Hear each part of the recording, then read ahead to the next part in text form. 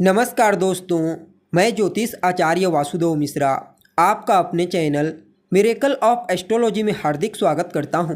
दोस्तों, आज का यह ज्योतिष का कार्यक्रम आप सभी वृषभ राशि के जातकों के लिए बड़ा ही महत्वपूर्ण और विशेष कार्यक्रम साबित होगा।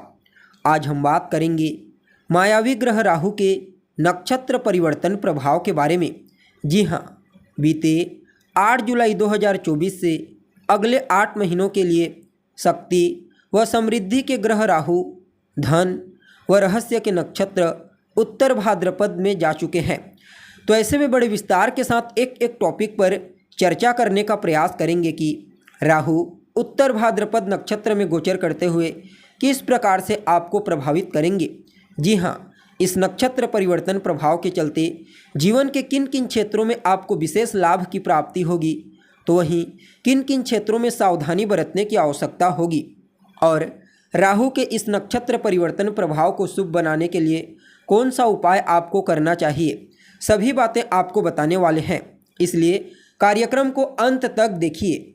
और अगर आप अपनी जन्म कुंडली पर हमसे परामर्श लेना चाहते हैं, अपनी जन्म कुंडली का बारीकी से विश्लेषण करवाना चाहते हैं, तो डिस्क्रिप्शन बॉक्स और वीडियो के अंदर आपको हमारा कॉन्टैक्ट नंबर मिल जाएगा, जहां से आप या तो डायरेक्ट फ़ोन कॉल के थ्रू या फिर व्हाट्सएप के माध्यम से अपनी जन्म कुंडली का अपॉइंटमेंट लेकर बड़ी बारीकी से विश्लेषण करवा सकते हैं।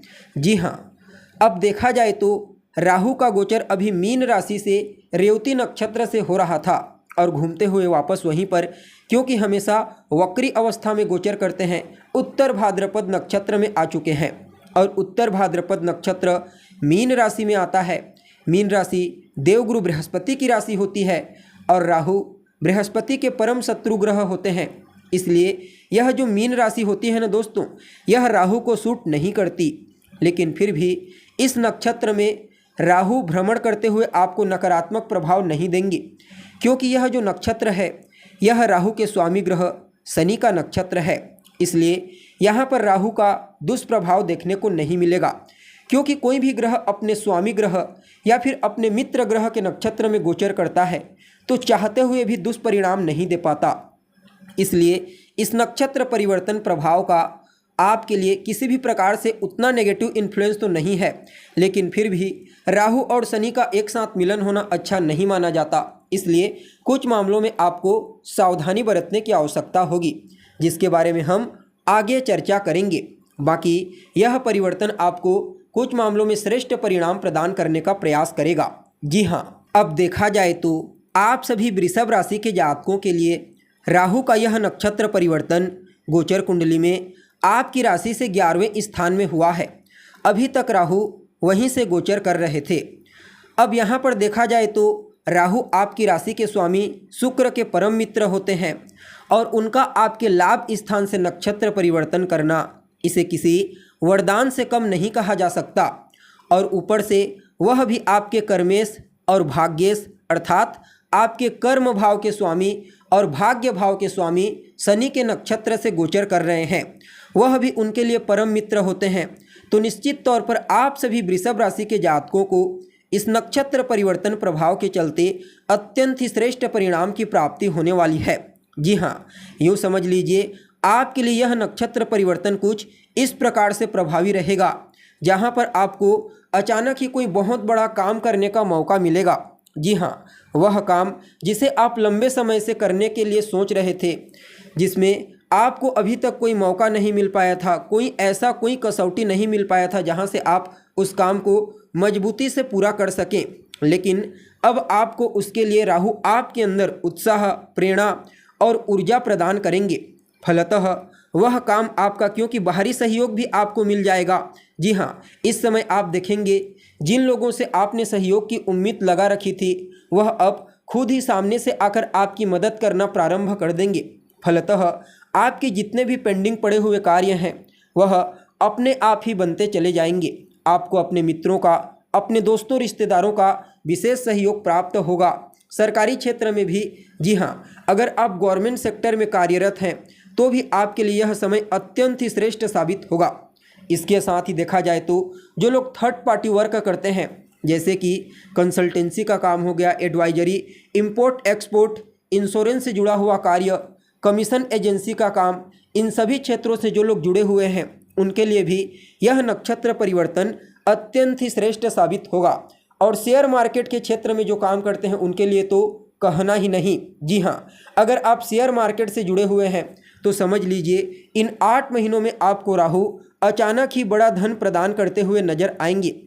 हालांकि इन 8 महीनों में वह कौन सा समय आपके लिए सबसे बेहतर होगा जहां पर आपको अत्यंत ही श्रेष्ठ परिणाम की प्राप्ति होगी, उसे जानने के लिए आपको अपनी कुंडली में दशा, अंतर्दशा, प्रत्यांतर दशा और अन्य ग्रहों की स्थिति का विचार जरूर करना चाहिए। जी हाँ, बाकी देखा जाए तो शेयर मार्केट के क्षेत्र में कार्य करने वाले जातकों के लिए यह नक्षत्र परिवर्तन बड़ा ही प्रॉफिटेबल साबित होगा।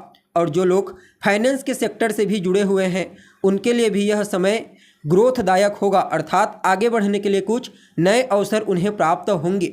हालांकि राहु की दृष्टि आपके पंचम स्थान पर पड़ेगी और रिश्तों से संबंधित चीज़ों में परेशानी उत्पन्न करते हैं, इसलिए संतान को लेकर के थोड़ी बहुत धन खर्च आपके द्वारा किया जा सकता है।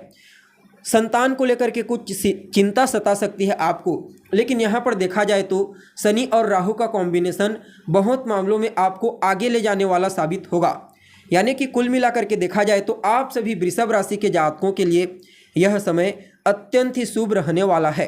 हालांकि इसके लिए आपको अपनी स्वयं की कुंडली का भी विचार जरूर करना चाहिए, क्योंकि जब तक राहु और शनि अच्छे नहीं होंगे तो फिर गोचर का श्रेष्ठ परिणाम आपको नहीं मिल सकता।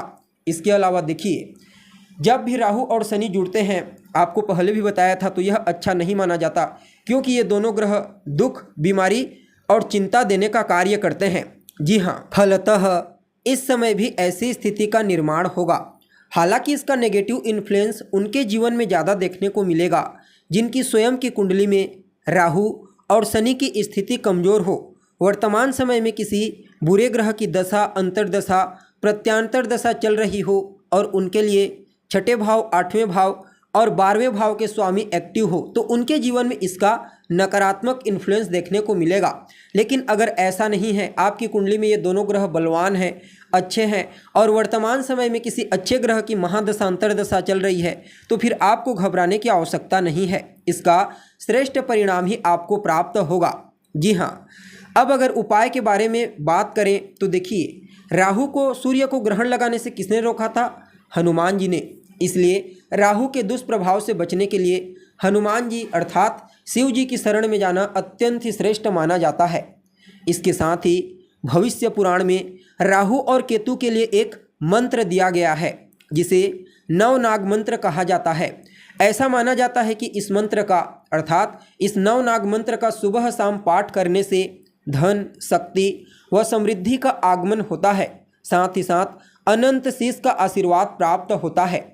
इसके अलावा आप रुद्राक्ष का भी उपाय कर सकते हैं। जी हाँ, 8 मुखी, 10 मुखी और 11 मुखी रुद्राक्ष का कॉम्बिनेशन अगर आप धारण करते हैं तो इससे भी आपको इस नक्षत्र परिवर्तन के चलते श्रेष्ठ परिणाम की प्राप्ति होने वाली है। क्यों? क्योंकि 8 मुखी रुद्राक्ष जो होता है ना दोस्तों, वह राहु का रुद्राक्ष होता है और 10 मुखी रुद्राक्ष भगवान श्री हरि विष्णु का, जो स्वयं इस नक्षत्र के अधिष्ठाता देवता कहे गए। अतः रुद्राक्ष धारण करना भी आपके लिए श्रेष्ठ साबित होगा। जी हाँ, तो दोस्तों, हमें उम्मीद है जानकारी आपको पसंद आई होगी। जानकारी पसंद आए तो इसे अपने दोस्तों के साथ, अपने रिश्तेदारों के साथ शेयर अवश्य करें। अभी के लिए बस इतना ही। पुनः मुलाकात होगी एक नए और ताज़ा एपिसोड में। तब तक के लिए आप हमें इजाज़त दीजिए। नमस्कार।